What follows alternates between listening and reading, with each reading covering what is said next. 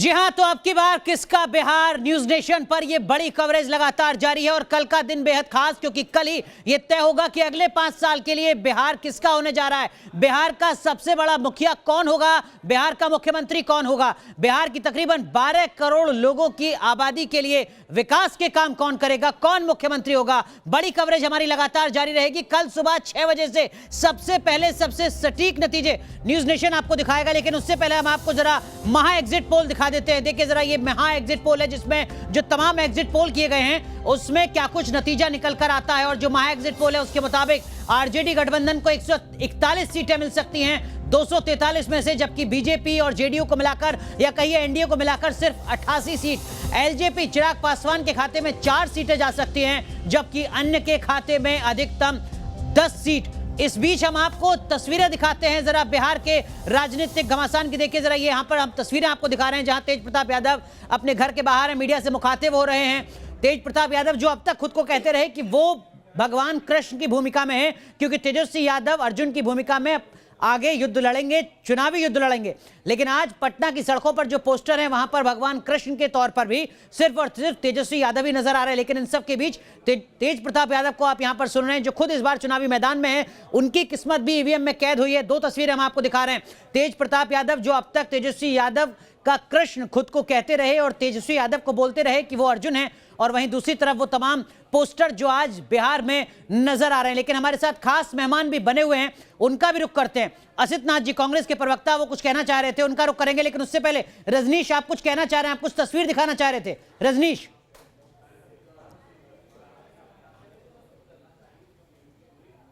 जी अनुराग, मैं तस्वीर दिखाना चाह रहा था। दरअसल तेज प्रताप यादव अभी पहुंचे थे तेजस्वी यादव को विश करने के लिए, साथ में उन्होंने केक काटा जो विजुअल हम दिखा रहे हैं। और उसके बाद तेज प्रताप यादव यहां से बाहर निकले समय वो बाहर जा रहे थे, जो हमने उनसे सवाल किया कि क्या लगता है, तो उन्होंने कहा तेजस्वी का मुख्यमंत्री बनना तय है। हम बोले क्यों, तो उनका कहना था कि हम बेरोजगारी हटाएंगे, हमने युवाओं को कहा है कि हम रोजगार देंगे और इसलिए हमारी सरकार बनेगी। तो बड़े क्लियर कट अंदाज में तेज प्रताप भी अब बात कर रहे हैं। अमूमन इस अंदाज में बात करते नहीं है, लेकिन तेजस्वी का मुख्यमंत्री बनना तय और बेरोजगारी के मुद्दे पर लोगों ने वोट किया है, ये तेज प्रताप कह रहे थे। जी बिल्कुल, तो तेज प्रताप की तस्वीरें भी हम लगातार दिखा रहे हैं। लेकिन असित नाथ जी, बिहार में कांग्रेस पार्टी कहां है? क्या कोई फॉर्मूला कांग्रेस पार्टी का भी है, या इस बार भी 7 से 9% तक ही वोट का प्रतिशत? देखिए, बिहार में कांग्रेस है, हमेशा रही है। MY समीकरण की जो आप चर्चा कर रहे हैं, उसमें जब हम गठबंधन में आए तो हमने एक और अक्षर जोड़ दिया, वो है के, और ये ऐसे बना MYK, मजदूर, युवा और किसान। और आपने देखा होगा कि बिहार विधानसभा की पूरी लड़ाई मजदूर, युवा और किसानों के मुद्दे पर हुई। ये बताता है कि हम कहाँ खड़े हैं। हमने एक मुद्दे को सेट किया और इधर उधर नहीं होने दिया। उस मुद्दे पर चुनाव हुआ अनुराग जी, और वही मुद्दा हावी रहा। हमने दूसरे मुद्दे को, जो बेकार की बातें होती रही हैं, ठीक है, दूसरे चुनाव, ठीक है। असित नाथ जी माफ कीजिएगा, आप ही की पार्टी से जुड़ी इस वक्त की एक बड़ी खबर है, उसका रुख कर लेते हैं, उसके बाद मैं आप ही के पास लौटूंगा। इस वक्त की बड़ी खबर बिहार में कांग्रेस पार्टी से जुड़ी हुई आ रही है। हमारे सहयोगी मोहितराज दुबे ने भी ये खबर भेजी है, जिसमें हलचल नतीजों से पहले तेज लगातार होती जा रही है। कांग्रेस पार्टी के जो खेमा है वहां पर हलचल नजर आ रही है, क्योंकि कांग्रेस पार्टी के विधायक अगर जीतते हैं तो उनके टूटने का डर बिहार में इस वक्त सता रहा है। इस वक्त की बड़ी खबर हम आपको बता रहे हैं, यही वजह है कि रणदीप सुरजेवाला को पर्यवेक्षक बनाकर बिहार भेजा गया है, और उनके साथ साथ दिल्ली से एक और बड़े नेता अविनाश पांडे को भी भेजा गया है बिहार में पर्यवेक्षक बनाने के लिए। होटल बाकायदा बुक कर दिए गए हैं। खबर तो यह भी है कि झारखंड में रांची में भी जो होटल है वो बुक किए जा रहे हैं, कांग्रेस के विधायकों को अगर शिफ्ट करना पड़ता है इसके मद्देनजर। असित नाथ जी, एक तरफ MYK का फॉर्मूला सर आप बता रहे हैं, और दूसरी तरफ रांची और बिहार में होटल बुक कर रहे हैं अपने संभावित विधायकों के लिए, ये कैसा फॉर्मूला?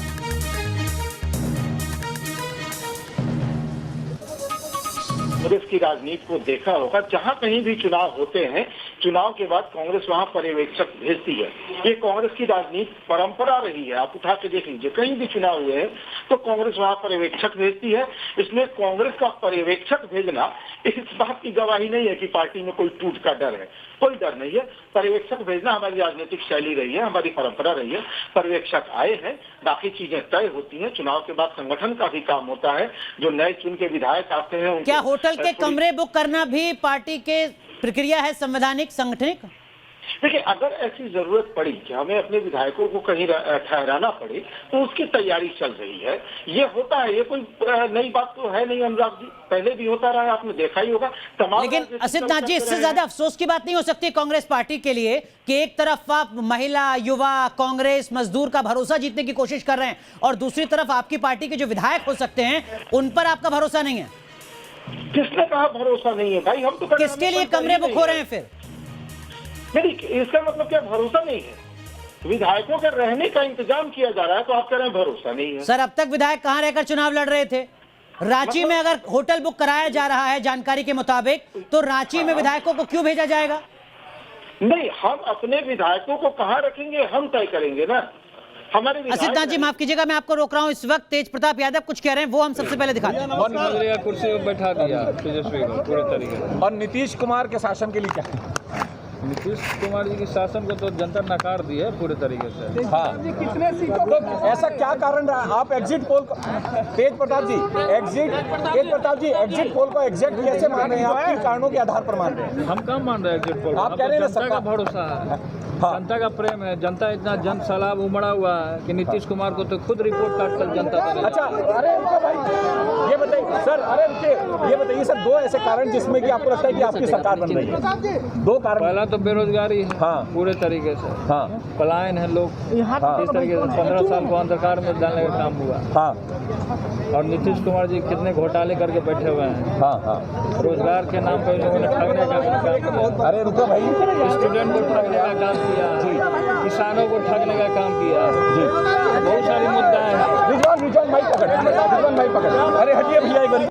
चलिए, तो आप सुन रहे थे तेज प्रताप यादव को, और देखिए तेजस्वी यादव का जन्मदिन आज मनाया जा रहा है बिहार में, पटना में जगह जगह इसी तरीके के पोस्टर नजर आ रहे हैं जहां पर कृष्ण अवतार में तेजस्वी यादव नजर आते हैं। चुनौती बड़ी यहां पर पेश की है तेजस्वी यादव ने, इसमें कोई शक नहीं है। लेकिन चितरंजन जी, एक सवाल का जवाब सही है सर, ये एग्जिट पोल के आधार पर अति उत्साह तो नहीं है? क्योंकि हमने कई राज्यों के विधानसभा चुनाव में देखा है एग्जिट पोल के आधार पर जो भी मुखिया बनने जा रहा होता है, मुख्यमंत्री बनने जा रहा होता है, वो मिठाई बांटना शुरू कर देता है, नतीजे कुछ और आते हैं।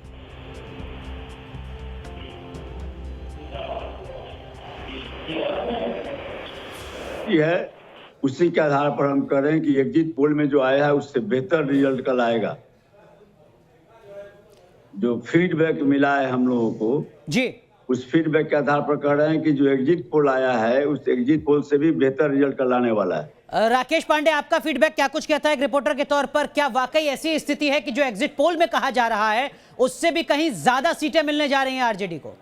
देखिए, तेजस्वी यादव की एक तारीफ तो है अनुराग, तारीफ यह है कि उन्होंने मुद्दों के इर्द गिर्द चुनाव लड़ा, जंगल राज की बातचीत कहकर उन पर हमला किया गया। उन्होंने बड़ी समझदारी से जब उन्होंने अपना कैंपेन शुरू किया तो अपने कैंपेन से उन्होंने लालू यादव की तस्वीर हटा दी। उन्हें यह पता था कि लालू यादव के उस राज को आगे करके उन पर हमला किया जाएगा। तो तेजस्वी यादव की इस बात की तारीफ करनी पड़ेगी कि उन्हें लगा कि कोरोना काल और लॉकडाउन के बाद और ज्यादा नौकरी और रोजगार का मुद्दा बनेगा, इसलिए उन्होंने उस मुद्दे को आगे रखा। 10 लाख नौकरियां दे पाना एक्सपर्ट्स ये कहते हैं कि तुरंत संभव नहीं है, जिस तरीके से वो कहते हैं कि एक साथ वो साइन कर देंगे, लेकिन वो लगातार इस बात का जिक्र करते रहे। तेजस्वी यादव की इस बात की तारीफ करनी होगी कि लालूवाद की जो बातचीत होती रहती है उससे उन्होंने आगे बढ़कर उस छाया को छोड़कर वो आगे बढ़े, चुनाव लड़े, लोगों के बीच गए और उनके इस मुद्दे को, चाहे बीजेपी का प्रभाव वाला इलाका रहा हो या फिर आरजेडी के प्रभाव वाला इलाका, लोगों ने इस बात को तो माना कि नौकरी एक मुद्दा है, रोजगार की जरूरत है, लेकिन सुरक्षा कई जगहों पर मुद्दा रही। तो तेजस्वी की इस बात के लिए तारीफ करनी पड़ेगी कि उन्होंने नौकरी रोजगार पर वो अटके रहे, उन्होंने इससे मुद्दा बनाया। और इसीलिए हाल फिलहाल के चुनाव में, अगर बिहार के पिछले 2-3 चुनावों को आप ले लीजिए, आप 4 चुनावों को ले लीजिए, तो यह पहला ऐसा चुनाव था जिसमें लगातार मुद्दों की बातचीत हुई है।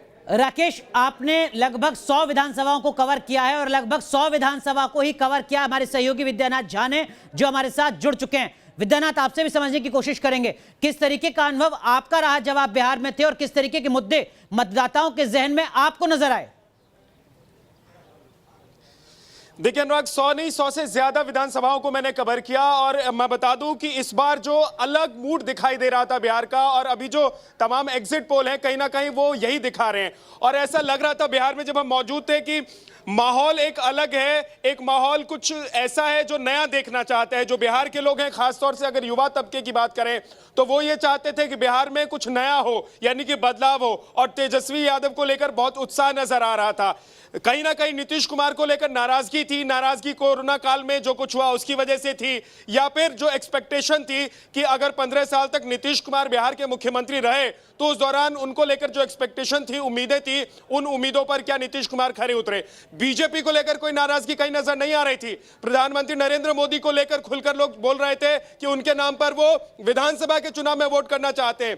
कई जगह लोगों ने हमें बोला कि अगर बीजेपी का मुख्यमंत्री होता तो बीजेपी यहां पर बहुमत लेकर आ जाती बिहार में। मतलब तो नाराजगी नीतीश कुमार से, नीतीश कुमार के 15 साल के शासन से विद्या का जो गठबंधन था,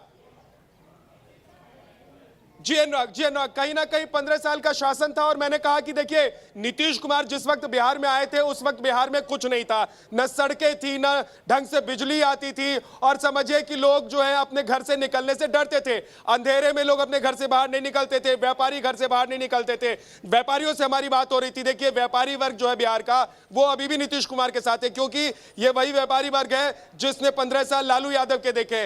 लेकिन युवा एक बहुत बड़ी भूमिका निभा रहे हैं, और खासतौर से ये युवा जो है वो उत्साहित नजर आ रहे थे तेजस्वी यादव को लेकर। तेजस्वी यादव ने 10 लाख नौकरी का वादा किया, उसमें से उन्होंने बताया कि 4.5 लाख नौकरी तो अभी मौजूद है, यानी कि बिहार सरकार के पास अभी 4.5 लाख पद खाली है। तो सीधे सीधे उन्होंने कहा कि 5 लाख और नौकरियों, 5.5 लाख और नौकरियों की जरूरत उन्हें है, जो जिसका वो जुगाड़ कर सकते हैं। तो इस पर कहीं ना कहीं अनुराग लोगों का भरोसा दिखाई दिया, और एक वो तबका जो जेडीयू के साथ चला गया था।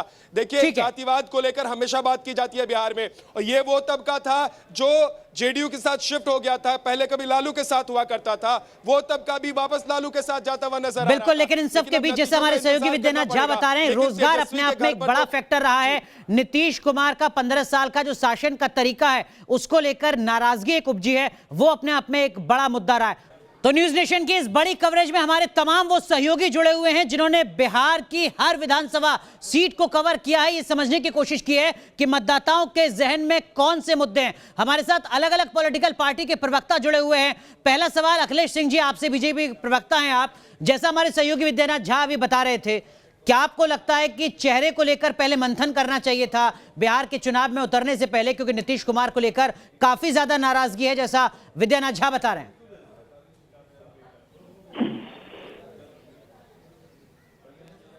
चलिए, लगता है अखिलेश जी से संपर्क यहां पर नहीं हो पा रहा है, लेकिन यही सवाल रजनीश आपसे भी समझना चाहेंगे। क्या चेहरे को लेकर फैसला कर सकता था एनडीए? क्या यह संभव था?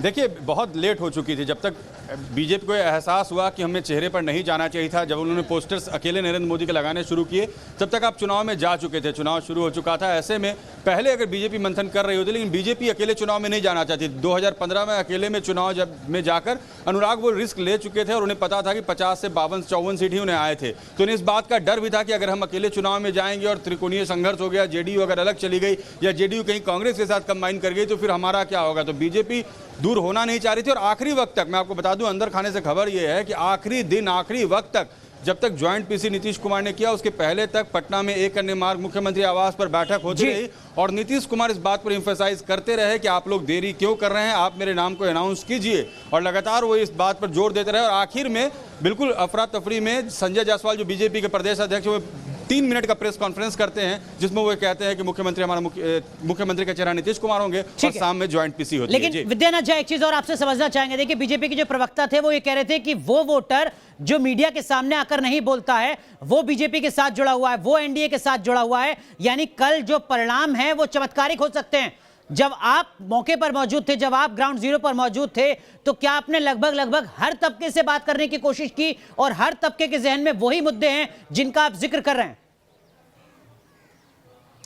अनुराग देखिए, एक तो मैं बिहारी हूं, बिहार का रहने वाला हूं, इसलिए बिहार की राजनीति को मैं बहुत बचपन से समझता और जानता रहा हूं। दूसरी बात यह है कि इस बार विधानसभा चुनाव में मैं बिहार में बहुत बड़ा हिस्सा है बिहार का जिसको मैंने कवर किया है, घूमा है, और ग्राउंड जीरो पर जाकर मैंने गांव, मोहल्ले, सड़क, चौराहे, हर जगह जाकर लोगों से बात की। अब एक बात जो प्रवक्ता कह रहे थे उनको जरूर समझना चाहिए, बीजेपी के नेताओं को समझना चाहिए कि देखिए कांग्रेस के जो लोग थे, यानी कि कांग्रेस के जो कार्यकर्ता किसी जमाने में हुआ करते थे, कांग्रेस के जो वोटर हुआ करते थे, जो बाद में बीजेपी में चले आए, बीजेपी के हो गए। अब मैंने ऐसा भी देखा, कई सीटों पर ऐसे हालात भी थे जहां अगर सामने जेडीयू का कैंडिडेट है और दूसरी दूसरी तरफ कांग्रेस का कैंडिडेट है। तो बीजेपी में आए हुए कांग्रेस के पुराने लोग अब एक बार फिर से मन बना रहे थे कि वो कांग्रेस के साथ जा सकते हैं। यानी कि जेडीयू को लेकर नाराजगी किस कदर है आप ये समझिए। यानी कि जो बीजेपी का वोटर है या वोट बैंक है उसको जेडीयू में शिफ्ट करना और ये हर तबके में है, इस बार बिहार में जातिगत हर तबके में है। विद्यानाथ झा, ये देखिए बिल्कुल, देखिए एक तो मुसलमान और यादव, ये तो आप मान के चलें कि ये पूरी तरीके से तेजस्वी यादव के साथ चले गए थे। दूसरी तरफ बचते कौन थे? बनिया बचते थे, आपके ब्राह्मण बचते थे, भूमियार बचते थे, फॉरवर्ड कास्ट के लोग बचते थे, दलित महादलित। लेकिन अब देखिए इनमें जिस तरीके से तेजस्वी यादव ने लगभग 250 रैलियां की हैं, विश्वास जगाया उसका बड़ा असर है। विद्या, माफ कीजिएगा आपको रोक रहा हूं, बहुत संक्षेप में राकेश यही सवाल, क्या आपने भी हर वर्ग के मतदाता से बात की और तभी इस राय पर आप पहुंचे जो आप साझा कर रहे हैं? बहुत संक्षेप में। नहीं, निश्चित तौर पर हम गांव में भी गए, हम सड़कों पर भी गए, हम चाय की दुकान पर भी बैठे, हमने कई जगहों पर चौपाल भी लगाई। तेजस्वी की इस बात के लिए लगातार तारीफें, लोग लगातार इस बात को माने हैं कि तेजस्वी ने नौकरी की बातचीत की है और इसमें बिहार में युवाओं को जरूरत है वो रोजगार की बातचीत है। इस बात को शायद बीजेपी और जेडीयू या फिर सत्ताधारी गठबंधन है वो शायद समझ नहीं पाया। वो एंटी इनकम्बेंसी को जंगल राज के साए में ढकने की कोशिश करते रहे, लेकिन मुझे लगता है कि इसमें बहुत ज्यादा कामयाबी उन्हें मिली नहीं। बिल्कुल, तो ये हमारे वो तमाम सहयोगी हैं जिन्होंने बिहार की लगभग हर विधानसभा सीट को कवर किया है। बहुत बहुत शुक्रिया आप सभी का जुड़ने के लिए। कल सुबह 6 बजे से न्यूज नेशन पर बड़ी कवरेज, हर सीट के सटीक नतीजे सबसे पहले।